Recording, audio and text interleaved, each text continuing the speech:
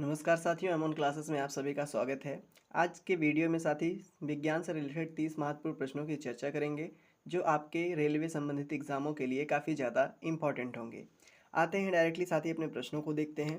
सबसे पहला प्रश्न आपका पूछ रखा है, आंसुओं में कौन सा पदार्थ घुला रहता है। कहने का अर्थ है जो टीयर्स होता है, जो आंसू होता है साथी, उसमें कौन सा पदार्थ घुला रहता है। क्या उसमें सामान्य नमक पाया जाता है, या फिर समुद्र पाया जाता है, या फिर स्टार्च, या फिर ग्लूकोज। तो बात करें साथी आंसुओं में तो सामान्य नमक पाया जाता है। तो ऑप्शन नंबर ए में दे रखा है, तो ऑप्शन नंबर ए इसका करेक्ट आंसर हो जाएगा। आते हैं अपने अगले प्रश्न पर। जो भी साथी रेलवे के एग्जाम की तैयारी कर रहे हैं वो आखिरी तक जरूर बने रहेंगे। अगला प्रश्न आपसे कह रखा है, लोहे पर जंग लगती है। साथी जो लोहे पर जंग लगती है वो किसके कारण से लगती है। क्या फेरिक ऑक्साइड के कारण, या फिर साथी जलयोजित फेरस या फिर फेरिस ऑक्साइड के कारण, या फिर क्षारकीय फेरस या फिर फेरिक कार्बोनेट के जरिए, या फिर साथी इनमें से सभी के कारण ये लगता है। तो आप सभी को पता होगा जो आयरन रस्टिंग होती है दिए गए ऑप्शन में सबके कारण होती है। तो ऑप्शन नंबर डी में दे रखा है उपयुक्त सभी के कारण। तो option number D correct answer हो जाएगा। अगला प्रश्न देखते हैं साथी, यानी प्रश्न नंबर 3। ये आपका कह रखा है, इंसुलिन की खोज किसने की थी। क्या बेंटिंग ने की थी, या फिर डोमिंग ने, या फिर साथी रोनाल्ड रॉस ने, या फिर हार्वे ने। तो आप सभी को पता होगा जो इंसुलिन है इसकी खोज साथी बेंटिंग ने की थी, जो कि आपका ऑप्शन नंबर ए में दिया है। तो ऑप्शन नंबर ए इसका करेक्ट आंसर हो जाएगा। बढ़ते हैं साथी अपने अगले प्रश्न की ओर, यानी प्रश्न नंबर 4। ये आपसे पूछ रखा है, वनस्पति तेलों को घी में परिवर्तित किया जाता है। जो वनस्पति तेल होते हैं साथी उनको घी में किस प्रकार से कन्वर्ट किया जाता है। क्या उष्मा उपचार के द्वारा, जिसको साथी हीट ट्रीटमेंट भी आप जानते हो, या फिर आपका हाइड्रोजनीकरण के द्वारा, या फिर ऑक्सीजन द्वारा, या फिर साथी जो एंजाइम्स होते हैं उनके द्वारा। तो आप सभी जानते हो साथी जो वनस्पति तेल होते हैं उनको घी में परिवर्तित हाइड्रोजनीकरण के द्वारा किया जाता है। तो ऑप्शन नंबर बी में हाइड्रोजनीकरण दे रखा, तो ऑप्शन नंबर बी इसका करेक्ट आंसर हो जाएगा। बढ़ते हैं अपने अगले प्रश्न की ओर, यानी प्रश्न नंबर 5। ये आपका कह रखा है, निम्नलिखित में से कौन सी एक मिश्र धातु है। दैट मीन ऐसा कौन सा है जो मिक्स मेटल है। क्या जस्ता साथी एक प्रकार का मिक्स्ड मेटल है, या फिर स्टील, या फिर सीसा, या फिर एल्युमिनियम। तो आप सभी को पता होगा दिए गए ऑप्शंस में साथी जो स्टील है ये आपका एक प्रकार का मिश्र धातु है। तो ऑप्शन नंबर बी में स्टील दे रखा है, तो ऑप्शन नंबर बी इसका करेक्ट आंसर हो जाएगा। अगले प्रश्न की चर्चा करते हैं, यानी प्रश्न नंबर 6 साथी आपका क्या पूछ रखा है। ये कह रखा है, निम्नलिखित में से कौन सी ईंधन गैस नहीं है। दैट मीन दिए गए ऑप्शंस में से कौन सा एक फ्यूल गैस नहीं है। तो बात करें ऑप्शंस की, तो इसमें लाफिंग गैस जो है साथी वो आपका फ्यूल गैस नहीं है। तो ऑप्शन नंबर सी में दे रखा है, इसका काम है साथी दैट मीन इसको लोगों को हंसाने के लिए प्रयोग किया जाता है। तो ऑप्शन नंबर सी इसका करेक्ट आंसर हो जाएगा। और भी साथी इसके काफ़ी सारे यूसेज हैं। अगला प्रश्न आपका क्या पूछ रखा है, ये कह रखा है, निम्नलिखित में कौन सा तत्व प्रबल क्षारीय ऑक्साइड बनाता है। क्या कह रखा है, इनमें कौन सा ऐसा सारी साथी जो तत्व है जो आपका प्रबल क्षारीय ऑक्साइड बनाता है जब ऑक्सीजन में ये जलता है। ऑक्सीजन में जब इसको जलाते हो इस तत्व को, कौन इसमें से प्रबल क्षारीय ऑक्साइड पैदा करता है। क्या साथी फास्फोरस है, या फिर सोडियम, या फिर लोहा, या फिर गंधक। तो आप सभी को पता होगा साथी जब ये ऑक्सीजन में जलता है, मतलब ऑक्सीजन में जब ये सोडियम जलता है तो वहाँ पर क्षारीय ऑक्साइड बनाता है। तो ऑप्शन नंबर बी में दे रखा है साथी सोडियम, मतलब तो ऑप्शन नंबर बी इसका करेक्ट आंसर हो जाएगा। बढ़ते हैं साथी अपने अगले प्रश्न की ओर, यानी प्रश्न नंबर आपका 8 क्या पूछ रखा है। आपसे साथी प्रश्न नंबर 8 पूछा है कि फेदम एक क्या है। दैट मीन फेदम इनमें से दिए गए ऑप्शन सबसे क्या है। क्या एक मछली होती है फेदम साथी, या फिर एक पौधे का नाम है, या फिर एक बर्तन को कहते हैं, या फिर एक माप का है। ये साथी आपका आरआरबी एनटीपीसी 2021 की परीक्षा में पूछा गया प्रश्न भी था। तो जो फेदम होता है साथी वो एक माप है। दैट मीन एक मेजरमेंट है, इसको करने के लिए उपयोग करते हैं। तो ऑप्शन नंबर डी में एक माप दे रखा है, तो ऑप्शन नंबर डी साथी इसका करेक्ट आंसर हो जाएगा।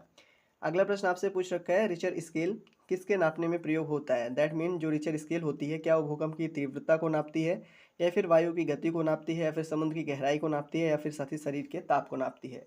तो आप सभी को पता होगा जो रिचर स्केल है साथी वो भूकंप की तीव्रता को नापती है, जो कि ऑप्शन नंबर आपका ए में दिया है। तो ऑप्शन नंबर ए इसका करेक्ट आंसर हो जाएगा। आसान सा प्रश्न था साथी, ये आप सभी ने क्लास 10 या 11th में इसके बारे में पढ़ा होगा। अगला प्रश्न आपके सामने है, ये कह रखा है, डायनामाइट के आविष्कारक कौन है। तो डायनामाइट के आविष्कारक आप सभी को पता होगा साथी अल्फ्रेड नोबेल हैं। तो ऑप्शन नंबर सी में दे रखा है, तो ऑप्शन नंबर सी इसका करेक्ट आंसर हो जाएगा। ये भी प्रश्न साथी आपका एनटीपीसी 2021 की परीक्षा में पूछा गया था।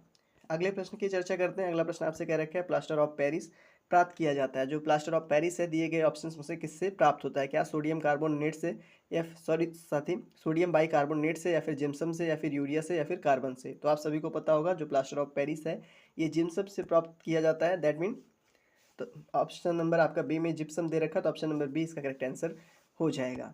अगले प्रश्न की चर्चा करते हैं, यानी प्रश्न नंबर 12। ये आपसे क्या रखा है, चिकित्सा व युद्ध में उपयोग के लिए किन किरणों पर नवीनतम अनुसंधान हो रहे हैं। अभी हाल ही में साथी चिकित्सा और युद्ध में जो उपयोग करने वाली किरण होती हैं उनमें अनुसंधान किन किरणों के लिए हो रहे हैं। क्या एक्सरे किरणें की इसका हो चुका है साथी, क्या लेज़र या फिर गामा या फिर कैथोड। तो आप सभी को पता होगा साथी लेज़र किरणों पर एक्सपेरिमेंट चल रहा है, तो ऑप्शन नंबर बी में दे रखा है, तो ऑप्शन नंबर बी इसका करेक्ट आंसर हो जाएगा। अगले प्रश्न की चर्चा करते हैं, यानी प्रश्न नंबर साथी आपका 13 क्या पूछ रखा है। 13 आपसे क्या रखा है साथी, रडार में किस प्रकार की तरंगे होती हैं। जो रडार होता है साथी उसमें किस प्रकार की तरंगे होती हैं। तो आप सभी को पता होगा रडार में विद्युत चुंबकीय तरंगे पाई जाती हैं, तो ऑप्शन नंबर बी में दिया है साथी, तो ऑप्शन नंबर बी इसका करेक्ट आंसर हो जाएगा। अगला प्रश्न आपसे पूछ रखा है, आकाश में नीले दिखाई देने का मुख्य कारण क्या है। जो आपका साथी स्काई है, दैट मीन आकाश है, वो आपका ब्लू क्यों दिखाई देता है। क्या सूर्य की रोशनी नीली होती है इसलिए, या फिर साथी वायुमंडल में उपस्थित धूल आदि कणों द्वारा सौर विकिरणों के प्रकीर्णन के लिए, या फिर प्रकाश प्रवर्तन के लिए, या फिर साथी प्रकाश अपवर्तन के लिए।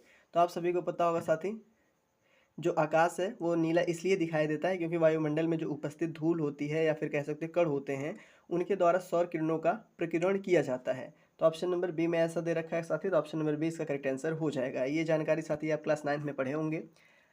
तो आपका जो रेलवे में साइंस का बेसिक साथी है तो बेसिक ही पूछा जाता है, क्लास 12 तक का ही लेवल रहता है साथी। अगला प्रश्न क्या रखा है, तेज गति से आता हुआ वाहन हॉर्न बजाता है तो उसका पिच क्या उतना ही सुनाई देता है, या फिर अधिक सुनाई देता है, या फिर साथी कम सुनाई देता है, या फिर पहले कम और फिर अधिक सुनाई देता है। तो आप सभी जानते होंगे जब तेज गति से आता हुआ वाहन हॉर्न बजाता है तो साथी उसका जो पिच है, दैट मीन जो उसका हॉर्न है वो काफ़ी मतलब पहले से अधिक सुनाई देता है, दैट मीन उससे अधिक सुनाई देता है। तो ऑप्शन नंबर बी में दे रखा है अधिक सुनाई देना, तो ऑप्शन नंबर बी इसका करेक्ट आंसर हो जाएगा। अगला प्रश्न आपसे पूछ रखा है साथी, सूती और ऊनी रेशों में अंतर ज्ञात किया जा सकता है। जो सूती रेशे होते हैं और ऊनी रेशे होते हैं उनमें अंतर कैसे ज्ञात किया जाता है। क्या साथी छूकर, या फिर जलाकर, या फिर साथी NaOH से इसकी क्रिया कराकर, या फिर साथी SO4 मतलब H.SO से क्रिया कराकर। तो आप सभी को पता होगा साथी जो आपका सूती और ऊनी रेशो में अंतर होता है साथी वो दिए गए ऑप्शंस में जलाकर ज्ञात किया जा सकता है। तो ऑप्शन नंबर बी में जलाकर दे रखा है, तो ऑप्शन नंबर बी इसका करेक्ट आंसर हो जाएगा। अगला प्रश्न पूछ रखा है, बर्फ पर दाब बढ़ाने से उनका गलनांक क्या होता है। अगर बर्फ पर दाब बढ़ाएं साथी तो उसका जो गलनांक होता है क्या वो घटता है या फिर बढ़ जाएगा। तो आप सभी को पता होगा जब बर्फ पे आप दाब बढ़ाओगे तो उनका गलनांक घट जाएगा। तो ऑप्शन नंबर ए में घटना दे रखा है, तो ऑप्शन नंबर ए इसका करेक्ट आंसर हो जाएगा। अगला प्रश्न पूछ रखा है प्रश्न नंबर 18, ये कह रखा है गर्मियों में सफ़ेद कपड़े क्यों पहने जाते हैं। आप सभी को पता होगा साथी जो सफ़ेद कपड़े होते हैं वो उष्मा के बुरे अवशोषक होते हैं। तो ऑप्शन नंबर ए में दे रखा है ऐसा, तो ऑप्शन नंबर ए इसका करेक्ट आंसर हो जाएगा। इसलिए गर्मियों में साथी हम लोग सफ़ेद कपड़े ज़्यादा पहनते हैं। अगला प्रश्न पूछ रखा है, निम्नलिखित में से गलत कथन कौन सा है। क्या साथी लोहा पानी में डूब जाता है, या फिर लकड़ी पानी पर तैरती है, या फिर पारा पानी पर तैरता है, या फिर पारे में लोहा तैरता है। तो दिए गए कथनों में आप सभी को पता होगा जो पारा है साथी वो पानी में तैरता है, दैट मीन पानी पर तैरता है। तो ऑप्शन नंबर सी में ऐसा कह रखा है, तो ऑप्शन नंबर सी इसका करेक्ट आंसर हो जाएगा। अगला प्रश्न पूछ रखा है, संतरे में कौन सा विटामिन अधिक होता है। संतरे में कौन सा विटामिन जो है साथी वो अधिक होता है। तो आप सभी को पता होगा साथी संतरा जो है उसमें विटामिन सी सबसे अधिक होता है। तो ऑप्शन नंबर सी में दे रखा है, तो ऑप्शन नंबर सी इसका करेक्ट आंसर हो जाएगा। अगला प्रश्न साथी आपका क्या कह रखा है, ये कह रखा है चमगादड़ अंधेरे में भी उड़ सकते हैं क्योंकि उन्हें सहायता प्राप्त होती है। क्या साथी चमगादड़ के उड़ने में जो सहायता प्राप्त होती है वो अल्ट्रा वायलेट वेव से होती है, या फिर अल्ट्रासोनिक वेव से होती है, या फिर रेडिएशन से, या फिर स्पेशल रेटिना से। तो आप सभी को साथी इसका आंसर पता होगा, जो चमगादड़ अंधेरे में उड़ सकते हैं उसके पीछे का कारण अल्ट्रासोनिक वेव से है। तो ऑप्शन नंबर बी में ऐसा दे रखा है, तो ऑप्शन नंबर बी इसका करेक्ट आंसर हो जाएगा। अगला प्रश्न आपसे पूछ रखा है साथी, एल्युमिनियम किस खनिज से प्राप्त किया जाता है। तो आप सभी को पता होगा साथी जो एल्युमिनियम है वो बॉक्साइट से प्राप्त किया जाता है। तो ऑप्शन नंबर सी में बॉक्साइट दे रखा है, तो ऑप्शन नंबर सी इसका करेक्ट आंसर हो जाएगा। अगला प्रश्न पूछ रखा है, ब्लैक होल क्या है। जो ब्लैक होल है साथी वो क्या है। तो आप सभी को पता होगा जो ब्लैक होल है साथी वो दिए गए ऑप्शंस में से किसी से संबंधित नहीं है। ये आपकी निहारिकाएँ भी नहीं हैं, दैट मीन नेबुला भी नहीं है, उल्काएँ भी नहीं है, सूर्य के धब्बे भी नहीं हैं। तो इनमें से जो कोई नहीं दे रखा है आपका ऑप्शन करेक्ट आंसर हो जाएगा। अगला प्रश्न आपसे पूछ रखा है, जल में अस्थायी कठोरता का कारण क्या है। तो जल में अस्थायी कठोरता का जो कारण है साथी वो आपका कैल्शियम क्लोराइड है। तो ऑप्शन नंबर बी दे रखा है कैल्शियम क्लोराइड, तो ऑप्शन नंबर बी इसका करेक्ट आंसर हो जाएगा। अगला प्रश्न आपसे पूछ रखा है साथी, कैलोरी की मापन इकाई है। जो कैलोरी है वो किसकी मापन इकाई है। तो आप सभी को पता होगा साथी उष्मा को कैलोरी में मापा जाता है। तो ऑप्शन नंबर ए इसका करेक्ट आंसर हो जाएगा। अगला प्रश्न आपसे क्या रखा है, सूर्य उदय होते समय या फिर डूबते समय लाल क्यों दिखाई देता है। क्लास 6 में इसके मतलब सॉरी साथी क्लास 9 में इसके बारे में आप लोग पढ़े होंगे एनसीईआरटीज़ में, तो आप सभी को पता होगा। जो सूर्य उदय होते समय और सूर्य अस्त होते समय दोनों तरफ जब लाल दिखाई देने का पीछे का उसका कारण है साथी वो प्रकीर्णन है। तो ऑप्शन नंबर डी में प्रकीर्णन दे रखा, तो ऑप्शन नंबर डी इसका करेक्ट आंसर हो जाएगा। अगला प्रश्न क्या रखा है, घरों में विद्युत संयंत्र जोड़े जाते हैं, क्या श्रेणी क्रम में या फिर समांतर या फिर मिश्रित क्रम में या फिर इनमें से कोई नहीं। तो आप सबके घरों में जो साथी वायरिंग हुई रहती है वो पैरेलल क्रम में होती है। तो ऑप्शन नंबर बी में दे रखा है पैरेलल, तो ऑप्शन नंबर बी इसका करेक्ट आंसर हो जाएगा। अगला प्रश्न क्या रखा है, लोहे में जंग लगना एक क्या भौतिक क्रिया है या फिर रासायनिक क्रिया या फिर सामान्य क्रिया। तो आप सभी को पता होगा साथी जो लोहे में जंग लगना एक प्रकार का रासायनिक क्रिया है। तो ऑप्शन नंबर बी में दे रखा है, तो ऑप्शन नंबर बी इसका करेक्ट आंसर हो जाएगा। अगला प्रश्न आपसे पूछ रखा है, विद्युत बल्ब का फिलामेंट किसका बना होता था। आप सभी को पता होगा साथी जो विद्युत बल्ब का फिलामेंट होता है दैट मीन उसमें जो साथी वायर पतला पतला लगा रहता है वो आपका टंगस्टन द्वारा बनाया जाता है। तो टंगस्टन आपका ऑप्शन नंबर बी में दे रखा है, तो option number B correct answer हो जाएगा। अगला प्रश्न आपसे पूछ रखा है, केतली में पानी का गर्म होना उदाहरण है। केतली में पानी का गर्म होना साथ ही दिए गए ऑप्शंस में से क्या चालन का उदाहरण है या फिर संवहन का या फिर विकिरण का या फिर संघनन का। तो आप सभी को पता होगा साथ ही ये कन्वेक्शन का उदाहरण है दैट मीन कॉन्वेक्शन का। तो ऑप्शन नंबर बी में संवहन दे रखा, तो ऑप्शन नंबर बी इसका करेक्ट आंसर हो जाएगा। आज के लिए साथी इतना ही, तो मिलते हैं अपने अगले वीडियो में, तब तक के लिए धन्यवाद।